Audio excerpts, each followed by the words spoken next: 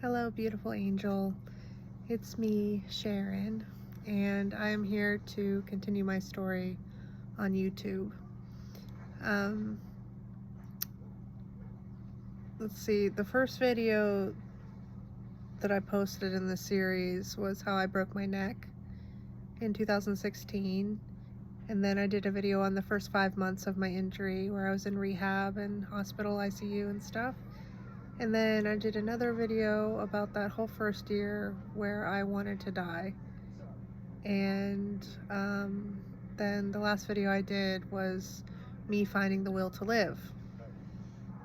At the end of that video, I explained how I had been living in the States for 3 months with my family when I found the will to live. And after the 3 months were up, I wanted to move back to the States, but my family told me that I needed to go back to Dubai.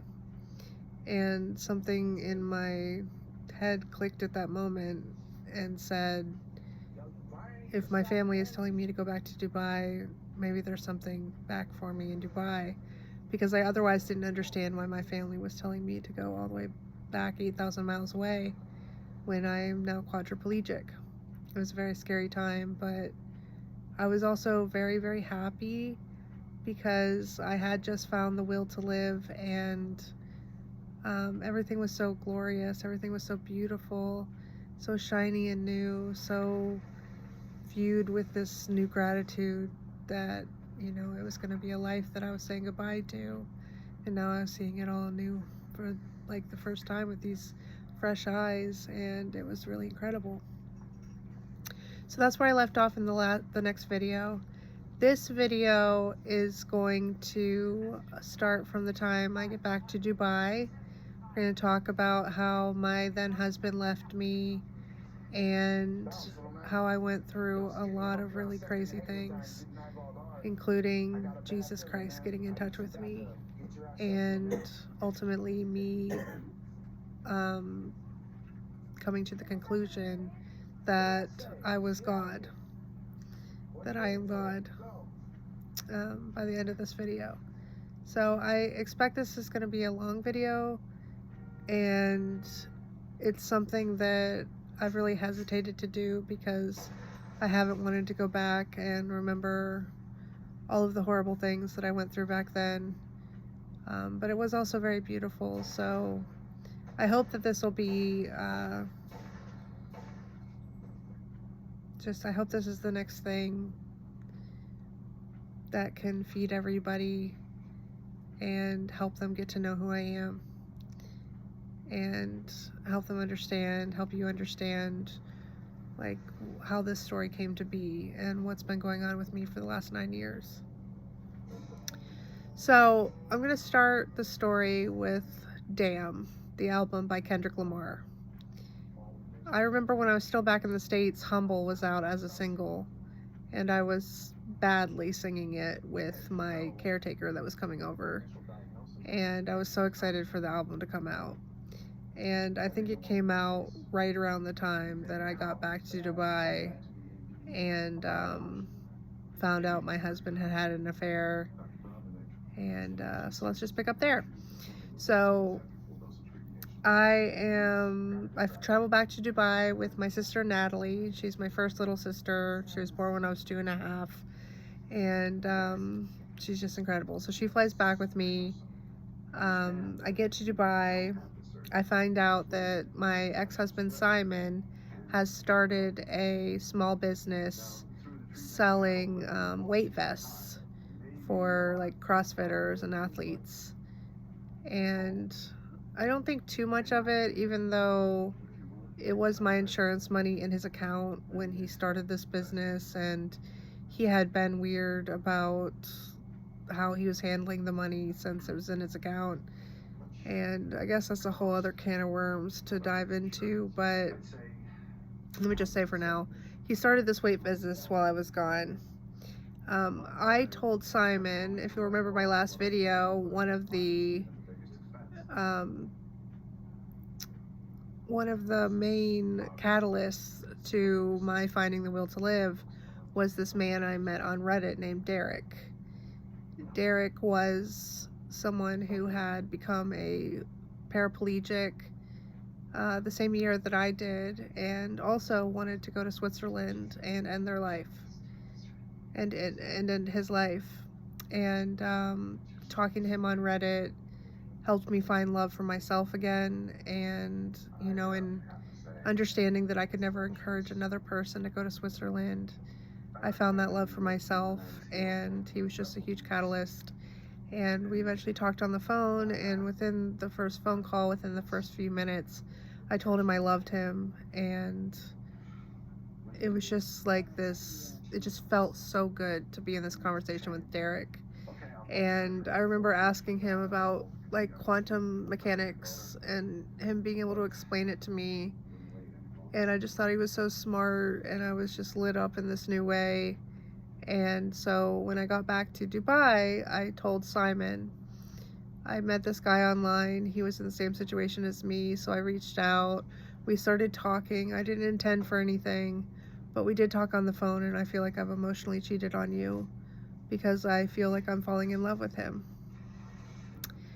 And that's when Simon told me I've had an affair with Bex. And my first thought was, Bex, I like her. I like this woman. And I had been telling Simon since the ICU in the hospital, when he first saw me after my injury, that I couldn't be his wife anymore, and he needed to find a new wife, because I think that relationship was so much about me taking care of him. I just literally felt like I couldn't be there for him in the way that he needed me anymore when I had a broken body and wasn't able to even take care of myself anymore.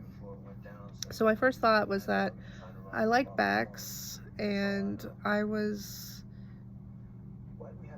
going into the situation with Simon suspecting that he had had an affair.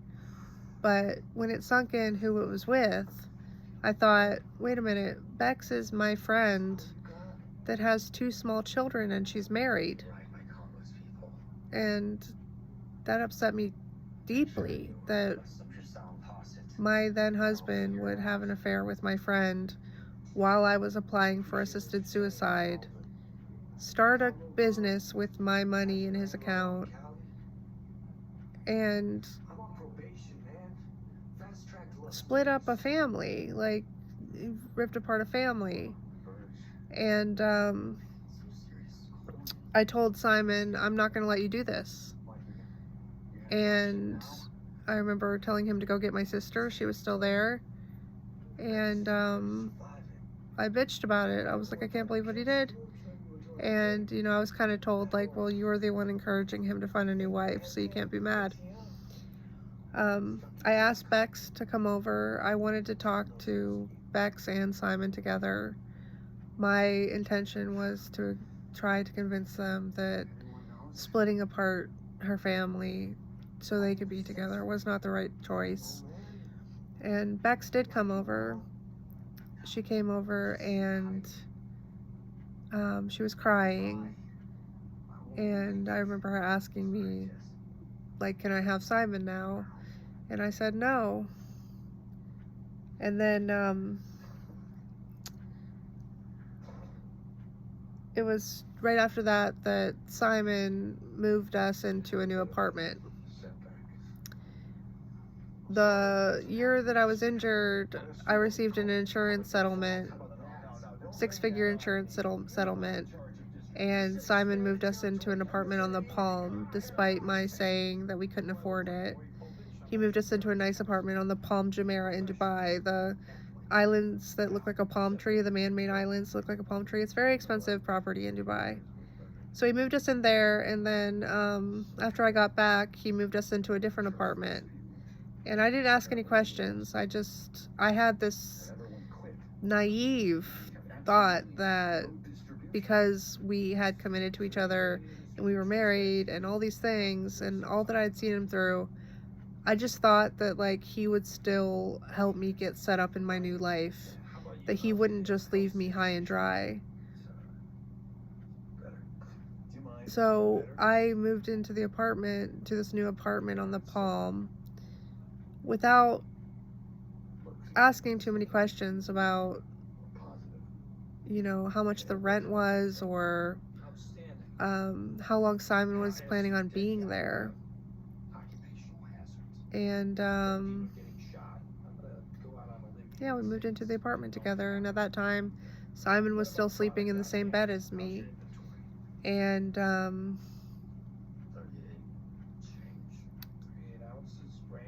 I remember one night laying there while he was snoring. He snores, and it was just aggravating me in the worst way that he was sleeping soundly in the bed that he had desecrated with his mistress, while my handmade art was on the bedside table, my medical equipment was in the room, that they had sex all over what was our marital bed, and now I was expected to sleep in it. And I couldn't sleep because I was so upset about so many things. But there Simon was sleeping soundly, so I remember taking a glass of water and pouring it over his head to wake him up. And I'd say that that's the meanest thing I've ever done to anyone in a relationship, like physically. But let's start with some tough love, all right? Ready for this? Here goes. You two suck at peddling meth, period. This is when we find out that Simon is hosting an event at our CrossFit box. I had started going to this CrossFit box in Dubai, encouraged Simon to join me. Then we were both going to this box. And while I was gone in the States, you know, he carried on going to the box, and now he had this weight vest company. So his weight vest company was sponsoring this Murph event for the CrossFit box, which a box is just a gym, CrossFit gym. So this Murph event, it's to honor a brave soldier that walked into enemy fire to get a radio signal for his brothers and died. Murph, it's one of his favorite workouts. It's like a mile run, 100 pull-ups, 200 push-ups, 300 squats, and another mile run. So Simon was having this event, and me coming from this perspective of like, I'm new back in life and I'm returning and I don't want to die anymore, I'm not going to Switzerland, I tell him, oh great, I'll do a speech at the event. And basically like cannot tell that he hates this. Like, I'm just refusing to acknowledge that he hates this idea. I make this video for Instagram, which I should say, like, let me go back a little bit. During this same time, I think it was right before we moved into the new apartment, I posted on Instagram again after being offline for a year, more than a year. After I broke my neck, I didn't post anything online. And then Simon's brother, Robert, took a picture of me smoking a cigarette, getting my blood pressure taken by my nurse. And I posted that. That was my first picture back, my first picture back on my Instagram account, which is now Sheryn 3.0. So if you scroll to the beginning of my Instagram account on that one, and it's a big Instagram account, you can see where I post that picture of me in the wheelchair, smoking a cigarette with my nurse taking my blood pressure. And then shortly after, I make a video, which I remember it being very hard to make because Simon was being very unsupportive, and I felt all the heat from, you know, there being my friend now that was with my husband. But I made this video and said, you know, if anybody wants to come to this CrossFit event, I'll be speaking. I'd love to see you there. So the plan is that I'm going to speak. Simon's company is sponsoring the event, and Robert, Simon's brother, is going to DJ for the event. So he's going to be playing music for the athletes. And so the day of the event comes, Simon gets me ready for the event. I think he gave me either a Murph shirt or a CrossFit shirt. And I don't know, it seemed like he was being somewhat supportive. So he takes me to the event and picks me up and puts me in my wheelchair. And I don't really remember the order of events this day, but what happened was I think I gave the speech. What happened was I was sitting next to the DJ booth with Robert when, and on my side of the gym there was like 2 people working out, and Bex comes in and she's wearing one of Simon's company shirts that says his company logo on it. And I watch her literally strut in front of me and go over to the athletes that are doing a workout and do what appears to me to be flaunting her body in front of me. And so I sent her a text message that says, take that fucking shirt off and learn some basic decency. And she takes her shirt off, but now she's not wearing a shirt at all. She's just wearing her bra, and she has Simon's tactical weight vest on. So, you know, she doesn't want to play with me. She's like, no, I'm the one and you need to be gone. And it was just so dumbfounding for me. It was, to me, it wasn't about it being Sheryn sitting in that wheelchair. It was the fact that anyone in this world would treat anyone else that way. That you could have a friend that has held your hair back while you're puking, and a friend that has talked to you about the negative way you talk about your body, a friend that has cooked for you, a friend that has fed your kids. Like, all these things, you can treat that same person when she's going through the hardest thing in her life after a broken neck and a year of suicidal ideation. You can then say, well, I'm hotter than her, and prance in front of her to mark your territory with her husband. So I was very shocked. I was just like dumbfounded. I couldn't believe what I was seeing. It was like, is this a movie? Is this a play? How is this happening right in front of my eyes around all these people? I gave a speech that day. I don't remember if it was before or after this thing with Bex in her shirt, but I gave a speech that day. And the speech that day was basically saying that when you plant potatoes, when they sprout and the plant starts to come out of the ground and seek the sunlight, if you then cover it back up with more dirt, it fights harder to reach the sunlight again, and it will make really big, good, a lot of potatoes. And so I said, in life we have to be a big potato. Just, there's a layer of grime added to you, you fight for the light. And you do it again and again because you want to grow into a strong potato. And that was basically the premise of my speech.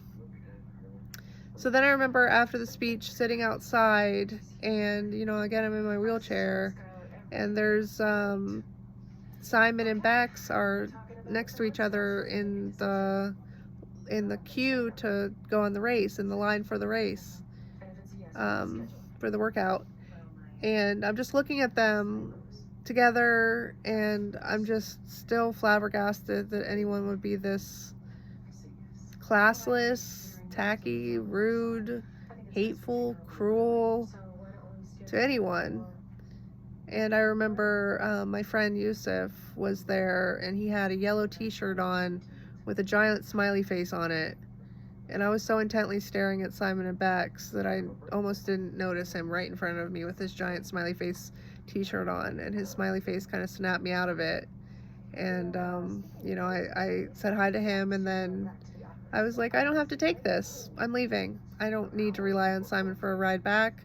So I asked some CrossFitters if they could help me get out, and they lifted my chair up onto the step they needed to lift it on. And somebody else met me in the garage, and somebody else got on the phone speaking Urdu or something to the cab driver that was trying to find us. And a friend came with me in the van, and we got back to my apartment, and she got me outside, and everything was fine. And I got to get reacquainted with my friend Nora, who's just such a wonderful friend. So thank you, Nora, for all that. I love you.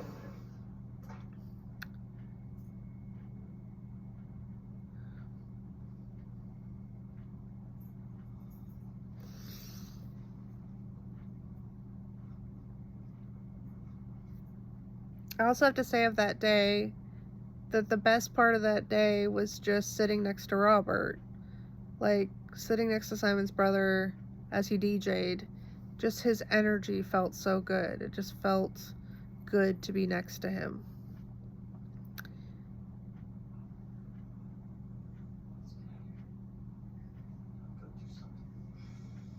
Okay, and then the next couple things that happened.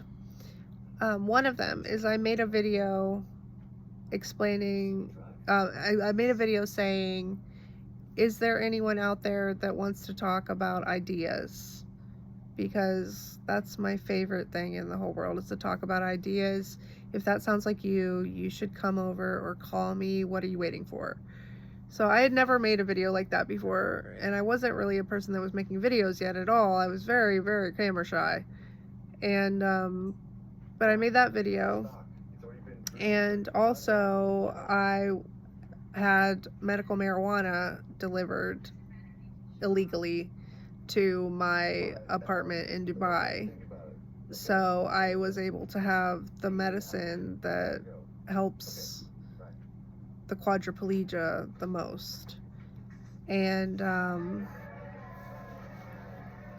that was hard because I remember when I got the weed, Simon had ordered some. Simon had asked for some too, and I told him, like, oh my gosh, well, when I smoke this I can move my hands better, and when I smoke this my spasms go away.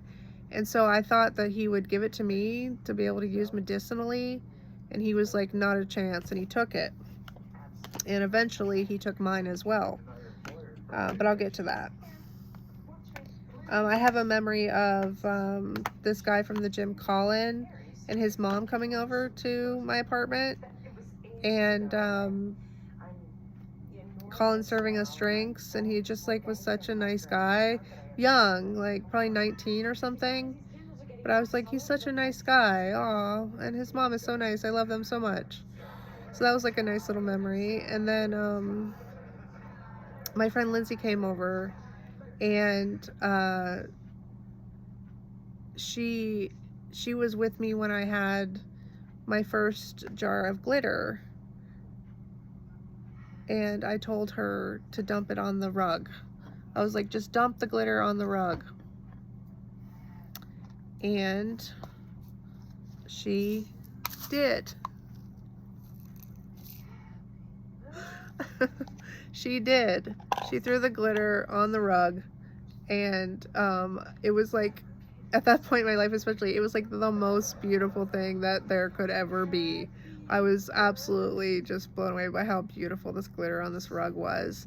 And then I loved watching it. Like, people would step through it and the glitter would spread, and I'd see glitter on everyone. And eventually Simon would come over and be yelling at me all the time, but I would be laughing because he would have glitter in his beard, and it's really hard to take someone seriously when they have glitter on them, which I'm asking you to now do.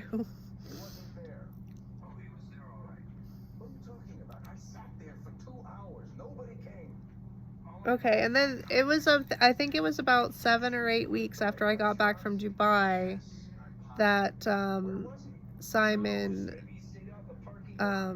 let me know that he was leaving me and he was moving out. And I was very upset. I turned into like this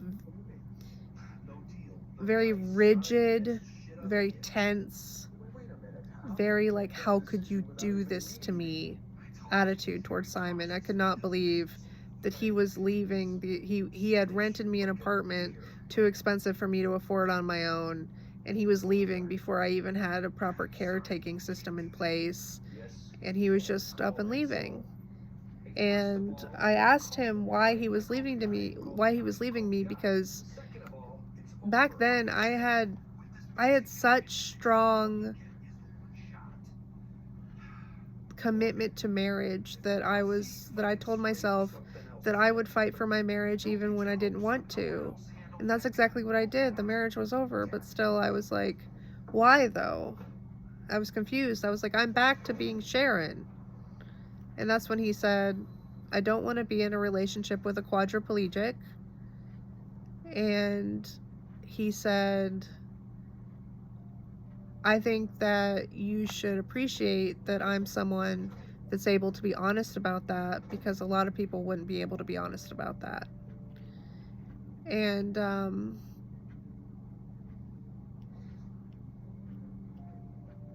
at that time,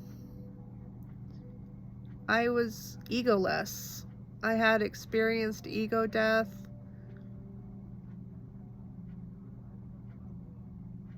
In the same time period, like before I did the speech at CrossFit, I fell into this meditation and it led to my ego death. It was hours long and it was very peaceful and very beautiful, and in this meditation I died.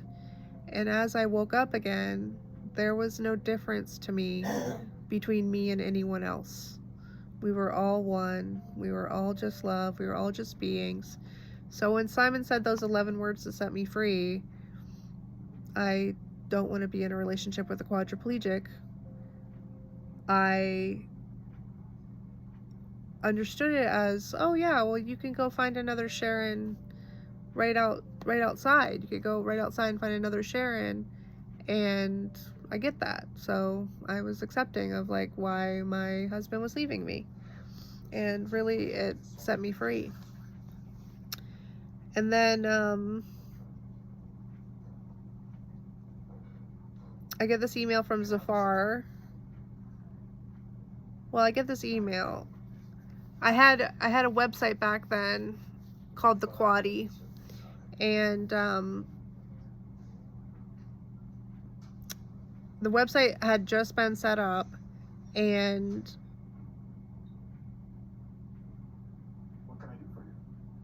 somebody figured out how to email me to like my email address associated with the website without it being published on the website. So I knew they had to like know a couple things to figure out what my email address was. So it piqued my interest immediately, and the email was anonymous and it just had a phone number, and the message said, "Hi Sheryn, we've known each other for some time. We met in Dubai. I too have been through something life-changing. I have something that I'd like to share with you. It's about an idea." And attached to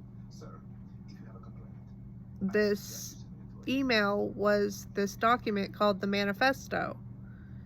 And I'm like, I felt like I had these realizations upon receiving this email. Like I was like, this is what you think it is. You didn't have to write it. It's from who you love. And I don't know, something else. Like I felt like I got these understandings upon receiving this email. So obviously I'm very interested. And the next day, as soon as I can, I call the number on the email, and a voice answers. I can't even really tell if it's male or female at first. And I'm like, "Hi, this is Sheryn. Who is this?" And the voice on the other end of the phone says, "It's Zafar."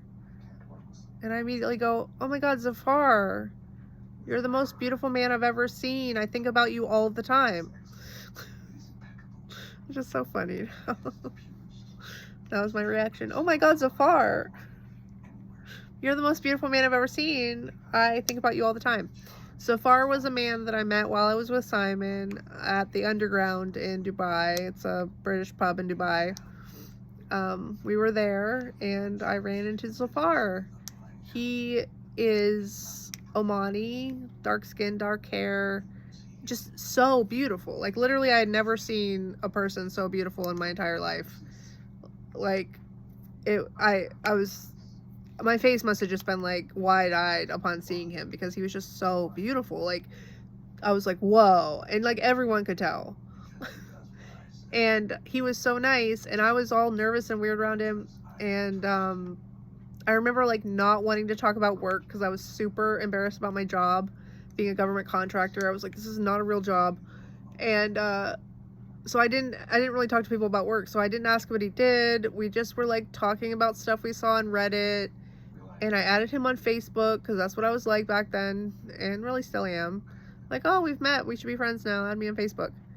So I had him on Facebook, and then I think I invited him for like a barbecue or two after that. So I saw him a couple more times, or at least one more time, and tried to hook him up with my friend because I was like, she's single, she's really pretty, he's single, I guess. Like, I would have never thought that he would like me because I just didn't see myself in that high regard yet, and was very insecure, and the job made it so much worse, like just doing this stupid meaningless tasks day after day and not really growing and learning and just feeling suffocated.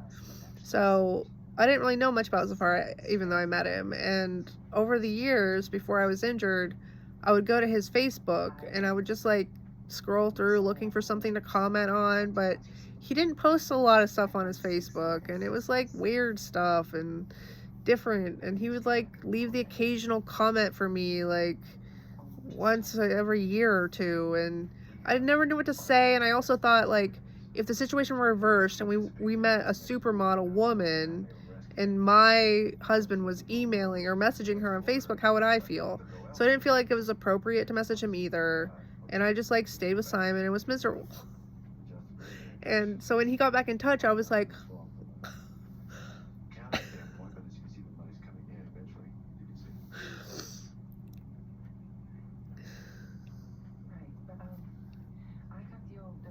so on the phone call with Zafar, he reveals that he's an artist. And I'm like, you're an artist? And he reveals that he went almost completely blind. And I'm like, you're blind? And he's kind of like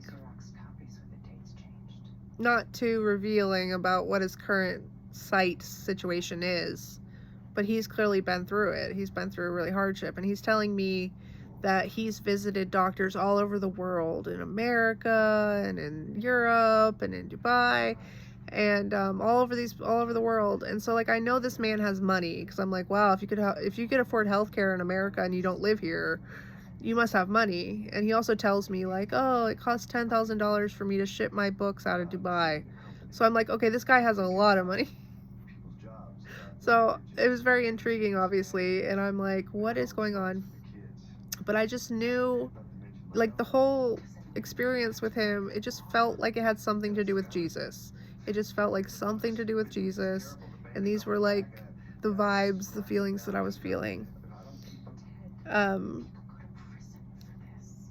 So he tells me he's an artist, and he gives me his website, and I am looking around my apartment, which I had gone on like a bit of a shopping spree and bought new stuff to decorate in my, oh my god, the world's so beautiful again glow. Like, I bought all this stuff, rugs and decorations and things like that for my apartment, and I set it all up, and it was so beautiful, and there's glitter on the rug, and I'm just like looking around my apartment, and I'm thinking, like, the aesthetic of this reminds me of Banksy. Like, the things I bought, like, sitting here, there's specifically, I had a clear acrylic magazine folder rack thing that said the word news in clear, and there was nothing in it, so I was like, news, and there's no news. I don't know, I was just like, it's like Banksy.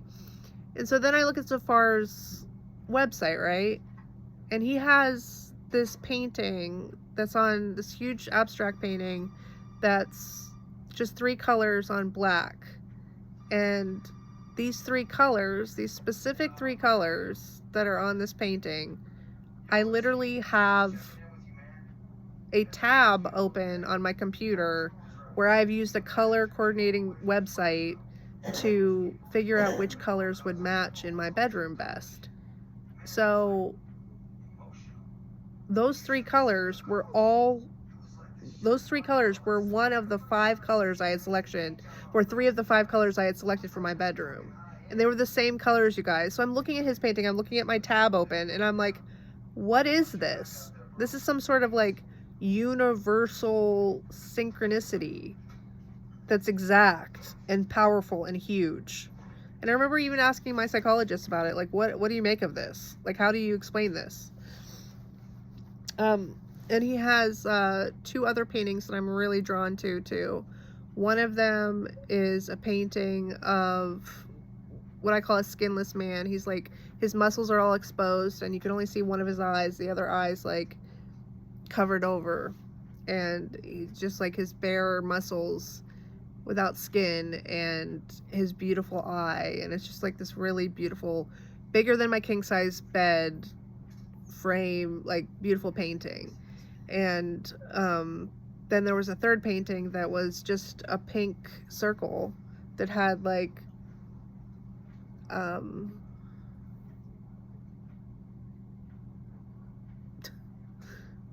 like it, what's the word, like it's a circle and then it has you know how the sun like has rays, it's like that, but it's like all pink. So it's like a pink concentrated spot in the middle, and then it like disperses and dilutes as it goes out, but it's still like the color of the pink is potent. It's really beautiful. I called it the most pornographic thing I'd ever seen because I thought it was so innately sexual and so like understanding of how a woman works, and it was just so beautiful to me. I thought it was so beautiful.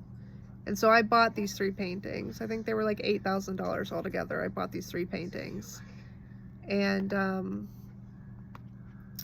he sends me, I'll get to the part where I buy the paintings in a bit, but I'm looking again. I told you that my apartment's reminding me of Banksy. And then I see the pictures that Zafar sent me on the phone, and one of them is a bulldog on a leather sofa in an art studio. And when I see it, my immediate thought is, how do I know that Banksy has a bulldog? How do I know that Banksy has a bulldog? I know that Banksy has a bulldog, and yet I don't know how I know that. And so I sent him a text message and I said, are you him? And he like deleted it. And then I like sent him an iMessage or a WhatsApp, and he called me. And I was like, are you him? And he was like, who? And I was like, you know, Banksy. And he was like, well, and he kept doing that until finally I caught on, and I was like, oh, like you're winking at me. Got it. Banksy, I will keep your secret safe, except for when years later I tell it to the whole internet.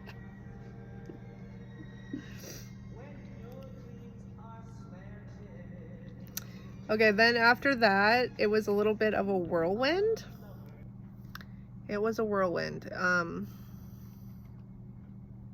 It's hard to remember the exact order in which things happened between me and Zafar. Basically, we had phone calls for a while. He texted me for even longer than that. And then eventually he fell off and never texted me back again. But some of the highlights that I've noted down here. My friend Lindsay was over, and I told you I had the medical marijuana. I got high, and Zafar was on the phone with me, and he was asking me questions about things I know about. And then I don't know how to explain it other than he like asked me a question, I answered him. He asked me another question that I was following, and then he just kept talking and asking a deeper question that I didn't understand. And it felt like he was like pulling threads out of my head. It was like literally having your mind blown. I was like, I think you've just blown my mind for the first time in my life. Like, you have just blown my mind. Like, you've blown my mind. It was the best feeling ever. I remember Lindsay smiling too.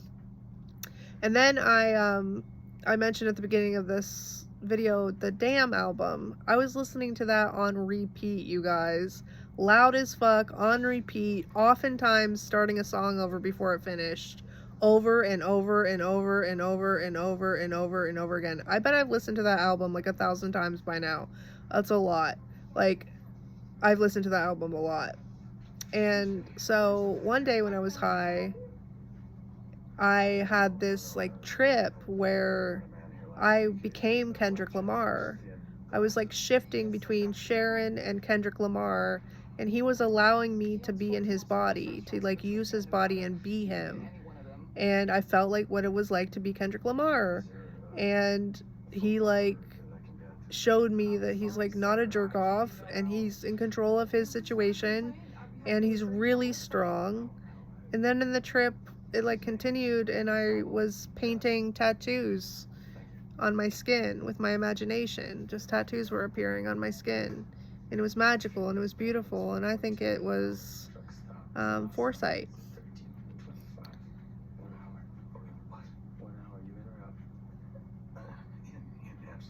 Then I meet Ben. Ben I met on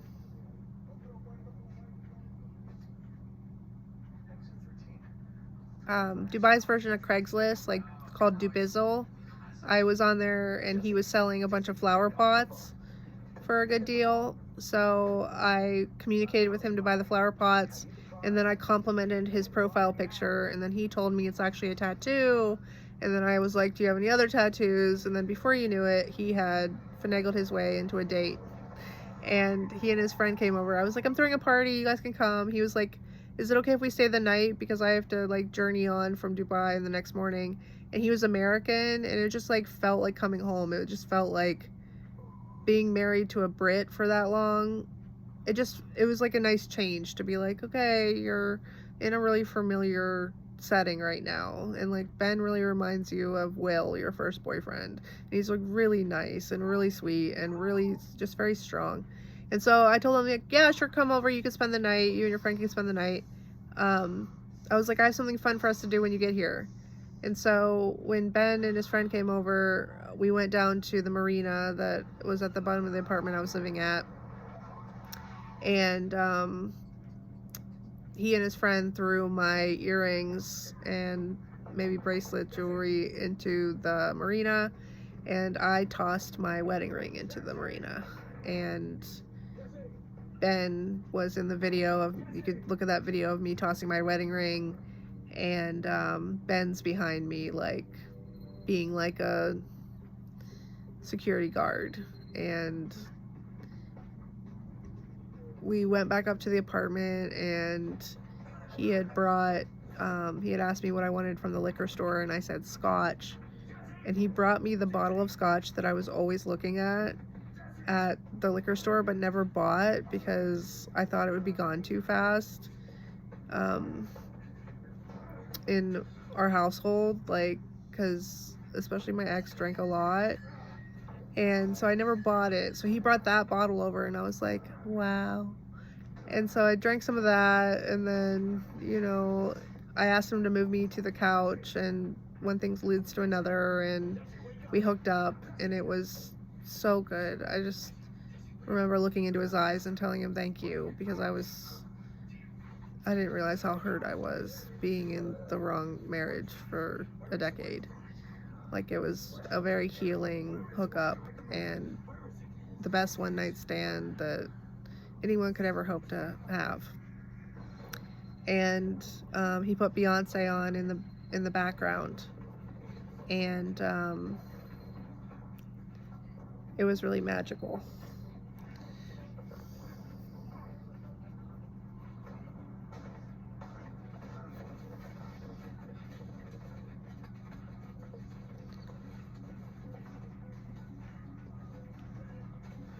Right around the same time, Beyonce winked at me. So I'm scrolling through Instagram, and this will have been 2017. Beyonce posts a picture. She's pregnant, and she's at the ice cream museum, I think. And she's in front of a wall sign that says Sherbert, but you can only see the SHERB. SHERB. So I was scrolling, and I see Beyonce in front of SHERB I don't know, like Sheryn Brown. And I was like, oh my God. Oh, thank you. Thanks. Okay. Yeah. I was Not right like, now, but I'm gonna have it here. I was like, Yeah. sorry. I think I was talking about Beyonce. So yes, so I'm scrolling and I see Beyonce in front of the letters SHERB. And my immediate reaction is, oh my God, Beyonce knows about my injury. My injury is bigger than myself. This injury is more important than just me. And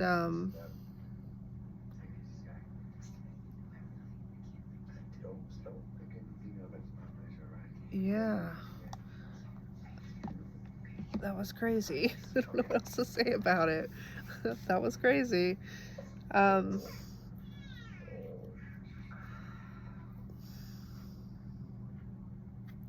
Okay, so then the following night, I tell Ben that I want him to come back for more, and he says that like he has a flight to get out, so he can't come. But then I get this message from this guy that was in my phone as Josh, so like he was already in my phone, and he sends this message out that's like, I'm a hair stylist and a beauty guy, and I'm having a sale for haircuts or something at my salon. So I send him this message and I'm like, do you do massage at your salon? And he's like, yes, we can do massage. And I'm like, do you do massage at home? And he's like, yes. And I'm like, can you do the massage? And like I was just like really forward with him. And so he comes over, and I think that he's Zafar coming over because I'm like all in this whirlwind of like what is going on. And I think this is Zafar coming over. And like I'm in my apartment alone, and I just tell him to come in to my bedroom. I'm paralyzed, and I guess the dog wasn't there. And he comes in, and we have a really fantastic night together. Very passionate, very exciting, very like, oh fuck, did I need that after what I've been through. And halfway through our hookup, I realized he doesn't have any tattoos, and Zafar has tattoos. So I'm like, why do I feel like I'm hooking up with the guy that I'm talking to on the phone, but he looks different? And I'm trying to like figure out what this means, and also piecing together clues from earlier in my life, like feeling like two of my boyfriends knew intimate things about each other, and feeling, I don't know, just like the male attention in my life. It's been strange at different points, and these different points I was able to pick them up during this experience and be like, you know what, it's always been weird. And Dad,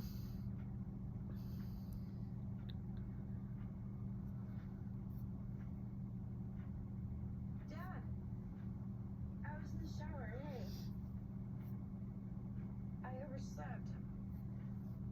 so I hook up with Josh, and Yeah. eventually tell him to leave because the energy between us seems really powerful, and I didn't know what else to do other than just end it. It was very overwhelming. It was like, it was a lot of energy in that room. And I tell my friend, my like bottom bitch bestie back in the States, I tell her everything that happened, and I'm really happy about it. And this just makes Simon and everyone concerned for me, and you know, they think I'm being unsafe, and yeah, we'll get to that in a minute. But first we go, Simon takes me to the urologist to get my catheter tube changed. Routine. And so I get my catheter tube changed, and then the doctor's acting really weird. And he's this doctor that I've had for a long time, and he says to me on this visit, he says, if there's anything else you need, have any questions about or anything like that, here's my card, my mobile's on it right here, you can call me directly. And I was like, okay, that's weird. But then, No, my boss is pissed. like, the next day, I just didn't want to see anything. I'm laying in bed and I'm like, All it'd take is one friend and I'd be out ripping and running. I don't remember all of the things that led up to Got 1 year clean to the this day. realization that I was pregnant, but I experienced a hysterical pregnancy, or as what I was experiencing at the time as I was going through it felt like a magical some sort of magical pregnancy. And I was so in love, like talking to Zafar and the experiences I was having. I was so in this love bubble that it didn't seem weird that maybe I could have conceived a baby 4 months ago and my body has just hidden it from me because I've been scared of the relationship between me and my ex, and I haven't felt safe to appear pregnant.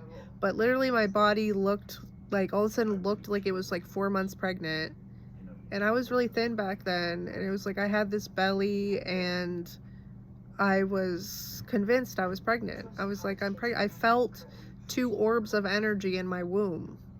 Like, I felt these orbs of energy in my womb, and I called them the babies. And to me, they were twin boys. And I, upon, learning that I was pregnant, I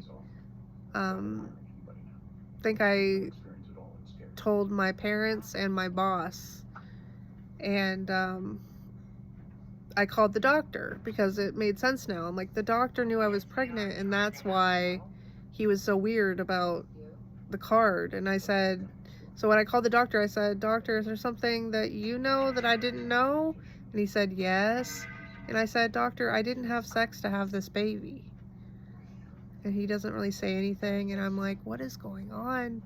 But like, again, I was in a different dimension. Like, this is not just normal life. Like, this is life after a spinal cord injury, after a year spending suicidal, thinking you're going to go to Switzerland and end it all. Oh, no, I'm good. Sure. Yeah, thank No. you. No need. Thank you.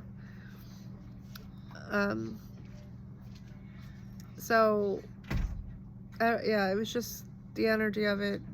And like I said, it felt like it had something to do with Jesus, and it just felt holy, and it felt right. It felt real. It felt stable. It felt truthful. And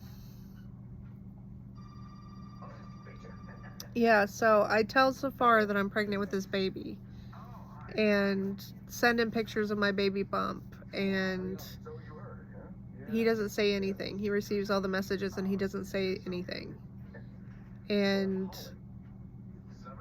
I have friends taking urine out of my catheter, testing it on pregnancy tests, and I can't believe they're negative. And I'm like, what is this then? And it wasn't until later that I learned what a hysterical pregnancy is. Like, literally experienced that. No one's believing me when I say I'm pregnant. So I called Jessie. She was like the person I trust most in Dubai. Like, other than my boss, like Jessie. She had been such a role model to me, a mentor to me, and she's just incredibly strong and really beautiful and really smart. And she came over. She came over when I told her, like, I called her and I was like, I'm pregnant and no one will believe me. And she said, Sheryn, no one's going to believe that. And I said, I have to go and find somebody else to talk to because you're not listening. And I sent her a full frontal nude picture of me being like, look, I'm pregnant. And she came over, and so there she is, this woman that I have admired from afar for so long. She's in my apartment walking my dog, and I'm looking at her butt thinking, why am I attracted to her? Am I attracted to her? Is that okay that I'm attracted to her? Like, whoa. I didn't realize that my obsession with this girl was love, but that makes a little more sense. I'm confused by my attraction to Jessie. I want her to leave because I'm like uncomfortable with it, and I feel like my attractions are going in all directions, and it's really crazy. She brought she brought me shisha. I wanted to have hookahs in my new apartment, and her husband hookahs, like shisha, smokes shisha a lot, and so she and her husband set me up with 2 hookahs, and she came over and taught me how to use them, and it was really, really sweet, and it was like my favorite day ever. But anyway, back to me being hysterically pregnant. My mom wouldn't answer. My sisters are shouting at me for telling my dad how the sex that I had last night couldn't have led to pregnancy. It was crazy, but also it felt pretty normal. I don't know, it was weird, but also it was normal. So then, next thing, I have 3 different men, one being Zafar and 2 others, all texting me at the same time, and I'm getting this feeling like these 3 men are the same soul. Like, at first I thought like maybe one person is somehow split and they're trying to reconnect with themselves. To me, I was thinking in like different realms, all abstractly. Like, it wasn't that crazy because I was able to think in the freest way I could think. And I was like, okay, these 3 guys are trying to contact me. One of them comes over. None of them look like Zafar. Zafar won't send me a picture of his face. He won't respond to, if you love me, you'll send me a picture of you right now. And everything's confusing and weird, but why? And so that's when I was like, okay, there's more than one person that's the same soul, and that's who I love. That's who loves me. That's what this is. Zafar is my soulmate, and he is more than one person at the same time. He's more than one person.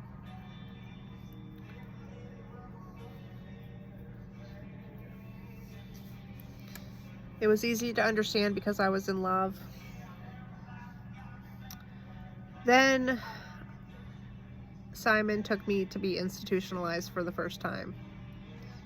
I was just high in my apartment, enjoying my new world expanding mentality as my mind opened and opened and opened. And Simon just came and put me in my wheelchair and put me in the car, and I was quiet. I didn't know where we were going or why.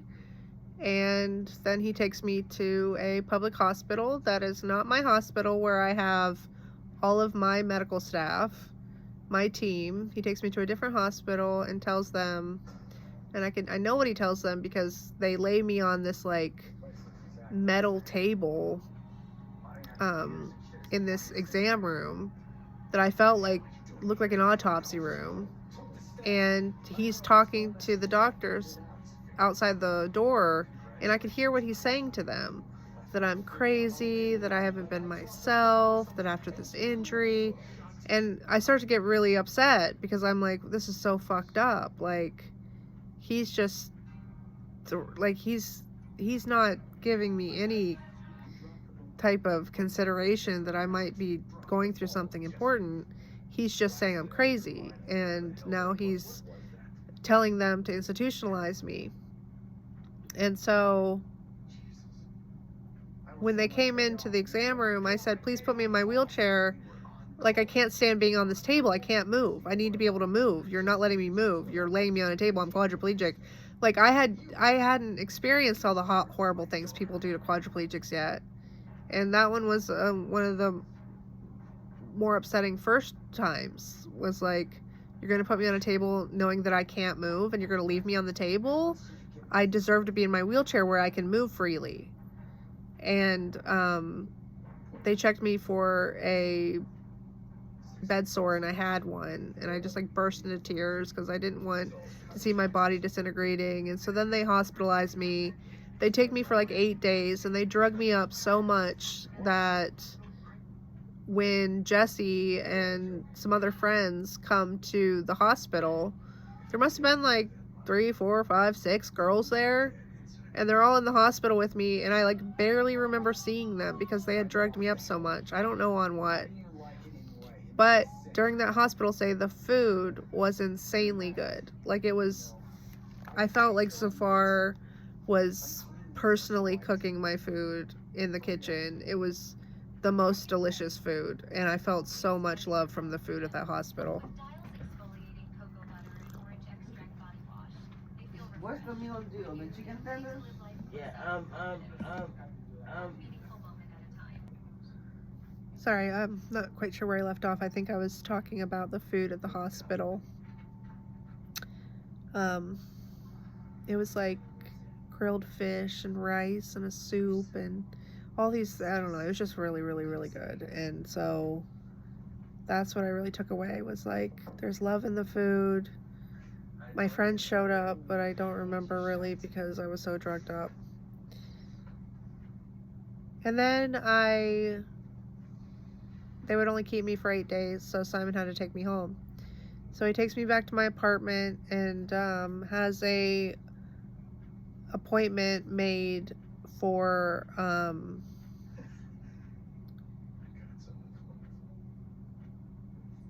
my psychiatrist that has been medicating me since my injury at my regular hospital in Dubai. So we have a visit with her, and we go into the office, and I looked at her with like glee, like, oh look, I found the will to live, things are better now. And I feel like she looked at me like, you still have a lot of problems. And we went into this meeting room, and I asked if I could record the meeting for my better understanding. So I'm recording this meeting in which Simon and this doctor slut shame me for sleeping with 2 men in 2 nights. And I just had to sit there and take it. And, you know, they were like, you slept with 2 men in 2 nights. I was like, I've slept with 3 men in 10 years. How about that? And, like, I understand their concern, but also, if you could understand from my point of view, like, for someone else to tell you what you're allowed and not allowed to do with your body now because they think that they know better than you, because you can't be trusted to make decisions like that for yourself because you broke your neck, it's a very frustrating situation to be in. I had a friend move my wine out of my reach in my apartment. That kind of shit was really hard to deal with.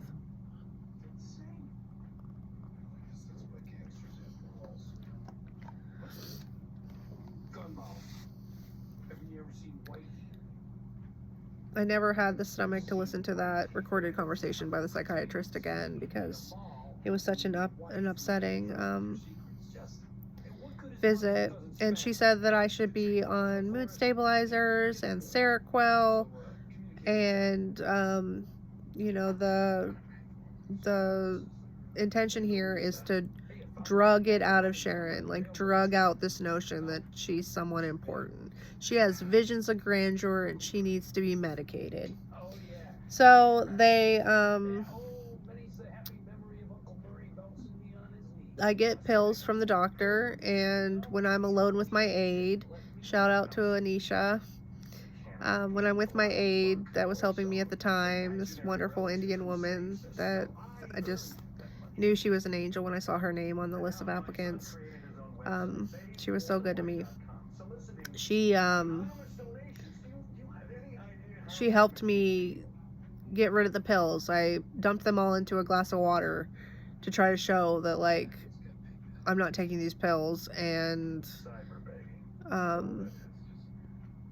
had family members being like, it looks like you're taking them all at once now. I'm like, oh my god, just because I can't throw them in the toilet.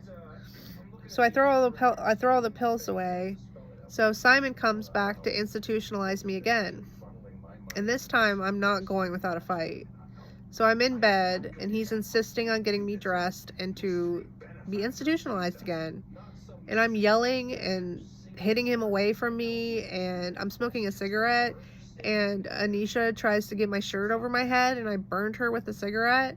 I was like, you guys are not taking me back to the fucking hospital and drugging me again. Leave me alone. I don't need this shit. It's not illegal for me to not take it, so why am I being forced to take it? And Simon, you left me, so how are you coming over to force me to take meds? Like, now you're interjecting yourself in my life. And it was really, really very upsetting.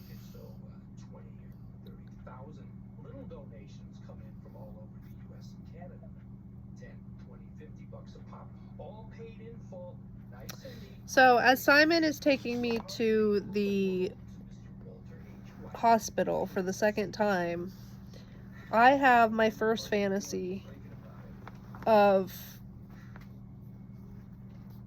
rescue. My first fantasy of rescue is, sorry, one second. Like, who's he, right? I mean, first off, I taught him. I was acting like I'm his indentured servant.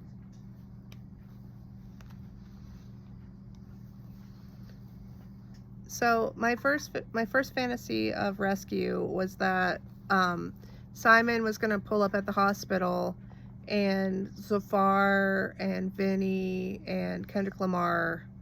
Vinny is a sorely missed lover of mine. Exactly. Point. That those three men, Kendrick, Zafar, and Vinny, would be waiting at the hospital with a limo, and they were going to grab me from Simon and chuck me in the limo and drive away. That was my first fantasy. And so I felt so sure that I was right. I felt so sure that talking to Zafar on the phone, I was like, there's no way that he's going to let Simon be awful to me. But we got to the hospital and there was no limo waiting. And then Simon pulls up outside the hospital and he says to me, "Here, see how you like this." And he takes the keys out of the car and locks me in the hot car. And this was like August in Dubai, so it was extremely hot, and it got extremely hotter in the car immediately. And so there I am, quadriplegic, sitting in the passenger seat. I can't open the door, I can't open the window, and I'm smacking against the glass at passersby, trying to get them to help me somehow, terrified of the man that I'm with. And they just look scared and saunter off, and no one helps me. But what would you do? And then while I was waiting in the car, I saw that Simon had a Murph bracelet around his gear shift, like Murph from the event he did. So I put that Murph bracelet on that said the Murph Challenge. And I was like, I'll try to make you proud, Murph. And I put that bracelet on, and Simon got back in the car and started driving towards an ambulance bay.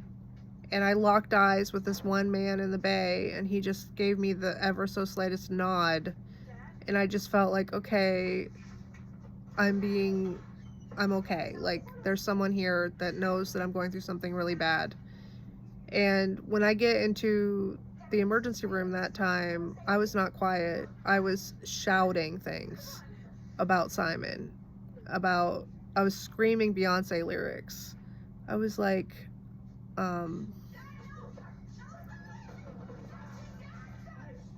bad motherfucker, God complex, motivate your ass, call me Malcolm X. I mean, I was shouting stuff like that in the emergency room, which, clearly makes me look crazy, but if you're considering it from the perspective of someone who can no longer move and you're throwing all this stimulus at them, what are they supposed to use other than their voice? That's all I had. All I had was my voice, and that was the most visceral way I could express exactly what I was going through, is that this man had a God complex and he was trying to ruin me. And I remember when they took my blood that time, I felt so raped already by him forcing me to take pills that it was excruciating to let somebody take my blood because it felt so invasive. And the man that took it was very nice, and he was understanding, and just...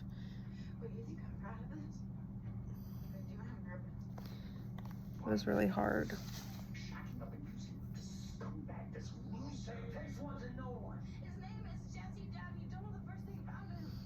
Then they took me into a smaller room, and I just remember shouting #Islam. I was bitching about the shit that happens in the world, like this shit that happens in the world, and I said #Islam really loud, and then the prayer music came on. And I had lived in Dubai, in Abu Dhabi, for almost a decade, and never had I heard the prayer music sound like that.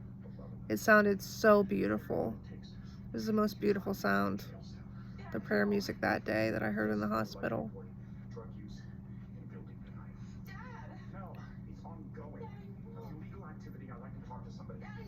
So then they hold me and institutionalize me again for 8 days, and that's the maximum they could hold somebody for that reason against their will, I guess. So Simon comes back after 8 days and picks me up and immediately drives me to a private hospital, a small hospital that's in the area. And that was a mindfuck, man, because I wanted to go home, and instead he takes me to this private hospital where he spends more of my money. He's spending my money on these hospitalizations. So he's just dumping thousands and thousands and thousands of dollars of my money out the window to me, fighting me on this. And I get to this private hospital and they tell me all these wonderful things about how they want to help me get back to work and they're going to help me recover, and they want, this is like a spa. And I said that I would move to a room if they would give me something for the intense pain I was in, because I was in extremely bad bone pain by this point. I don't know exactly why the bone pain came, other than it's the pain that I needed to experience, but the bone pain was excruciating, and I couldn't sit for long, and I was absolutely miserable. And I told them, like, if you give me something for the pain, okay, fine, I'll check in here. They said they would, and then I got into a bed upstairs, and they gave me 1 Tylenol. And I threw a fit. I was like, what is going on here? Why are you treating me this way? And I said to the woman, I was like, and you're a woman, and you're trying to send me back with this bad man, and you're listening to him.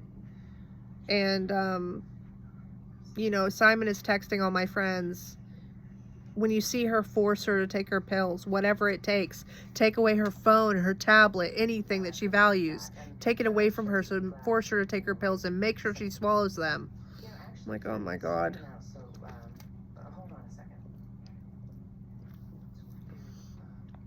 So I'm in that private hospital room, institutionalized again. And I was only there for like 2 or 3 days. And I smoked in the room. I was like, well, we're fucking this off now. Well, yeah, you're gonna treat me like this, I'm gonna smoke in your hospital. So I smoked a cigarette in that room. Maybe even a couple before they found out. And I took a Beyonce reference photo and posted it on my Instagram. And all this stuff you could follow along with on my original Instagram, Sheryn 3.0. You could find these things as I was going through them. Like, I was posting by this point, again, on the internet, which is what I'm hoping this video will do. It'll, like, tie together my whole story so that, like, you'll be able to hear the whole story on the internet now. Or at least find the whole story through, like, looking at my other posts and stuff. So, yeah, so we get back from that hospital, and Simon, he has a new rule that he watches me take my pill. He comes by twice a day to give me my pill. He comes to my apartment twice a day to give me my pill. If I refuse to take it, he takes away my phone. I was using my phone to call the police to get him to stop doing this, so I needed my phone. Being without my phone would have felt like completely lack of freedom and my independence completely shut off. So I took the pills daily. I took the pills twice a day. And I was in excruciating bone pain, and I was absolutely miserable, and it was driving me crazy, and it put my body in these horrible cramps. And one time he came over and he said, you're taking 2 today. And he gave me 2 pills and made me swallow them both. And after he left, I was in such tight spasm from these pills that I had to call emergency services to take me to the hospital. And I got to the hospital and told them I haven't been sleeping for days because I'm terrified of my ex-husband. And they say, you're bipolar. And I'm like,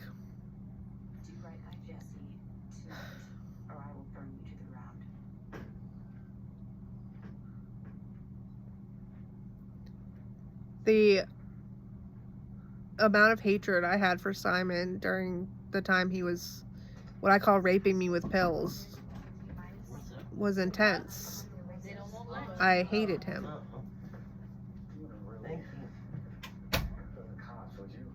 I used the N-word against him. He's a white English guy from England. But that was the worst word I could think of. And so I called him that word and meant it.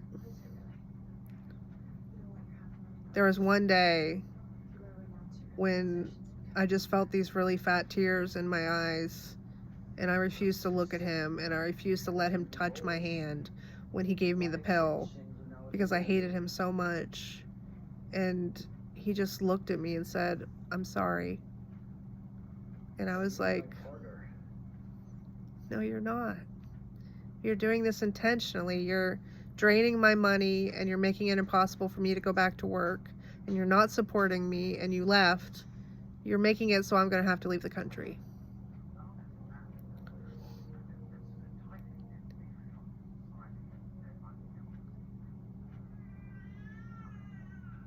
The music through all this was my sanity.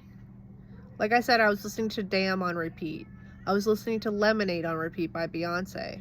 I was listening to Harry Styles, Taylor Swift, Adele, Katy Perry, Lady Gaga, a lot of, like, all of Kendrick Lamar's, Justin Timberlake, Macklemore. There's a lot of, like, if they're a hugely popular artist in the last, like, 50 years, I'm sure I listened to them during the last 9 years.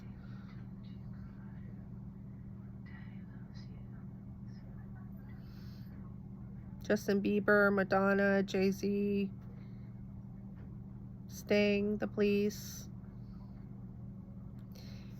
Anyway, so after I'm medicated for a while and I'm experiencing horrible bone pain still, I try to return to work.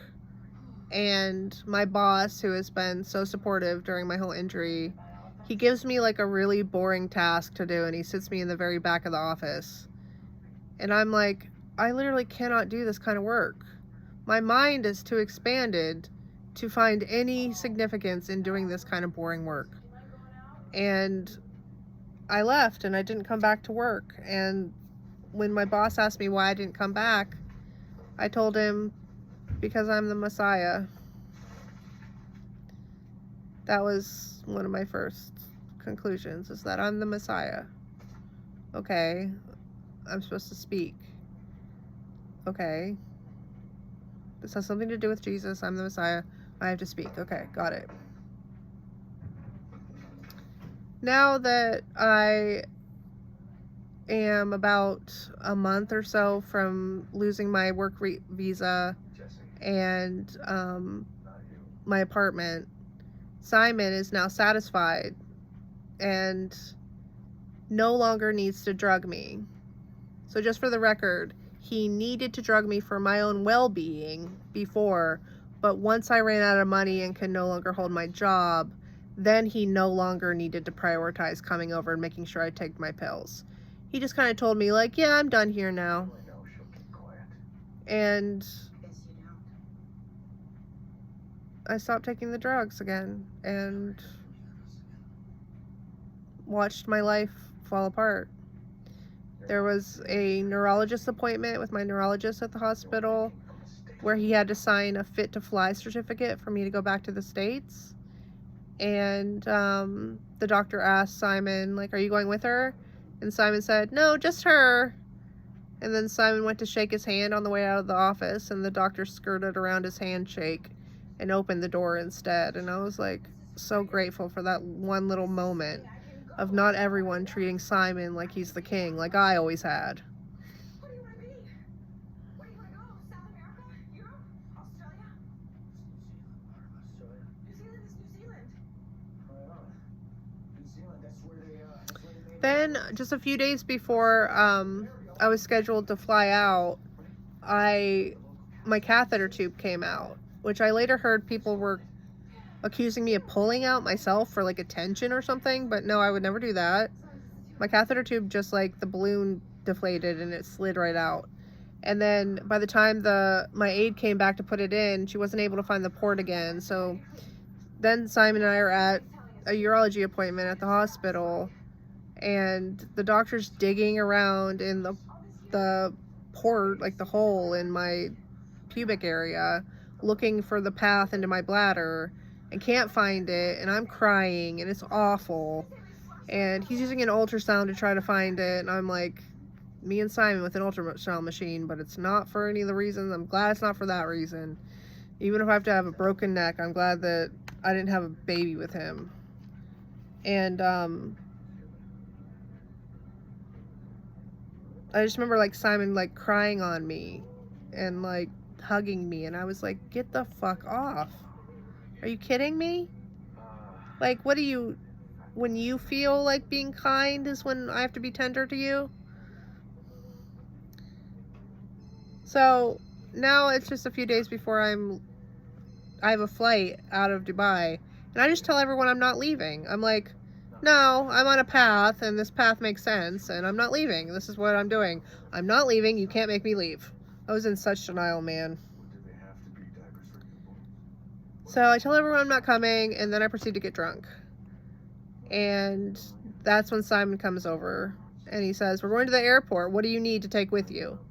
And I'm just like, I'm not going. And he's like, what do you need to take with you? And I'm like, and so he just starts throwing random shit into my suitcase. And it's not even my suitcase, it's a suitcase he bought for me. So it's a suitcase that looks like him. So he's throwing all just random things in there. I'm talking like, here's a pair of pants, here's a couple shirts, here's a headband, here's this thing that's laying here. He did not pack any of my important documents. He didn't pack my social security card, my birth certificate, my university degrees, my driver's licenses. Like, he didn't pack the very important stuff that I needed. But he did just throw whatever into the bag and zipped it up.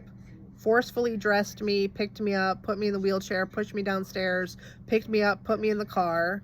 And then I'm strapped in the passenger seat of the car, and I'm bawling my eyes out harder than I've ever cried up to that point anyway. And there's just snot running and tears, and I'm bawling my eyes out. And that's when Simon hands me a weed mint that he had taken from me. Because, like, if you'll remember, he took, I had mentioned before, he took my medical marijuana. Yeah, he took all that away, and he was using it himself, because why prioritize someone who needs it medicinally?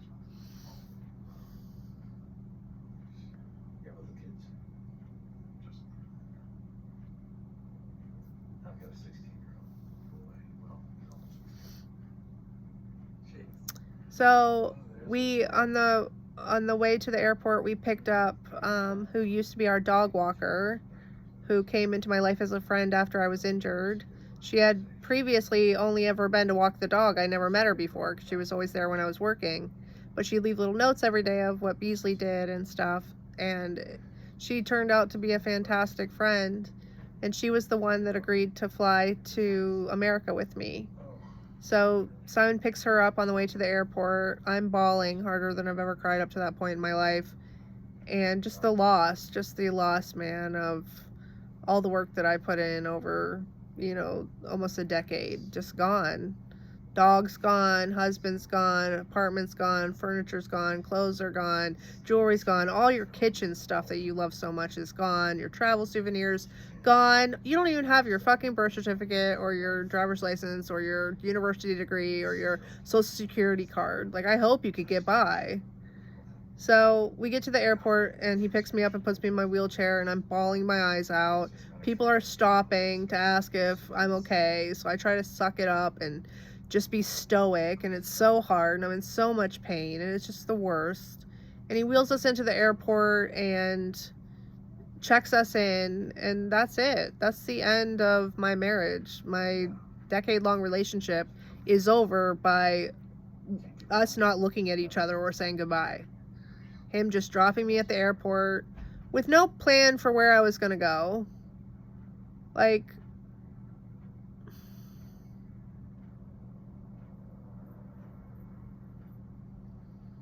so I'm at the airport, and I also, because of the bone pain, I had lost so much of my recovery, which was the most infuriating thing I'd been through to that point, feeling like my ex-husband stole my recovery from me by the things that he forced on me, and me not being able to do what I wanted to do because of the state my body was in.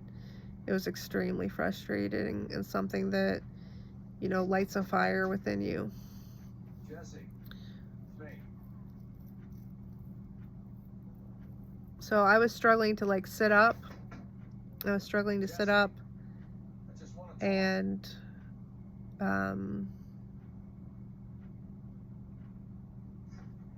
yeah, it was hard. Got onto the plane. It was business class, so I ended my old life in style with a business class flight from Dubai to Orlando.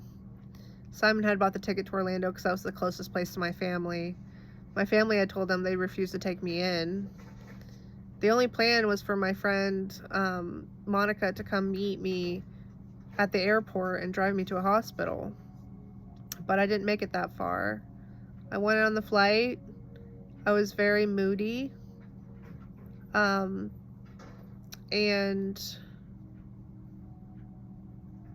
I just hoped that the next chapter would be the right chapter. I kind of skirted over the whole part where Jesse. right before I left, actually, it was mere days before I left, I had to I figured out. I was like, I asked Zafar, wait, am I God? Maybe I planned it so that I wouldn't remember it all by the time I came back. And I started to piece together some pieces of the puzzle, and that was where I arrived. Wait, am I God? Am I God? Am I God? Oh my God, I think I'm God. And then the flight back to the States, and by the time I landed, I was so weak I refused to get into the wheelchair on the plane. I was like, I can't sit up. My body's too weak. I literally can't sit up. And they were like, well, what do you want us to do? I said, what do you do if someone dies on an airplane? They said, carry them off. And I said, you're going to have to do that with me. And the paramedics carried me off the plane, and they took me to an ambulance on the airfield, and they drove me to a hospital, and they Baker acted me. And that's where the story will pick up again one day. But for now, I think this is going to be the last video for a while, because I think that I have given you a really good starting point for understanding who I am and what this story is by watching these videos on YouTube, and then learning about the timelines and going and looking through my Instagram and eventually TikTok and stuff, and you'll see the whole story unfold. Because while I'm not going to continue the next, I mean, what was that, 7 years ago? So I have 7 years since then to talk about, but I've been documenting all those 7 years on Instagram and TikTok. So this video for me is closing a circle in some regards, because I'm like, okay, now if you listen to my story and you watch,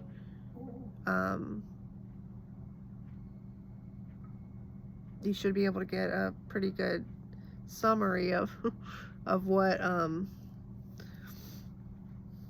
talking about and what I've been through. I'm trying to think questions you might have.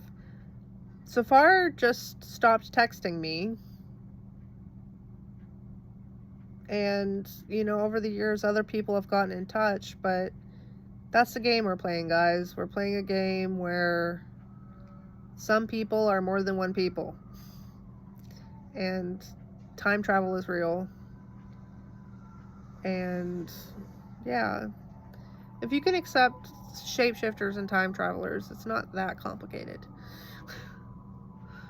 I love you. Thank you so much for listening to this point, and yeah, I just love you, and I look forward to whatever the next step is when I see you for that one. I love you.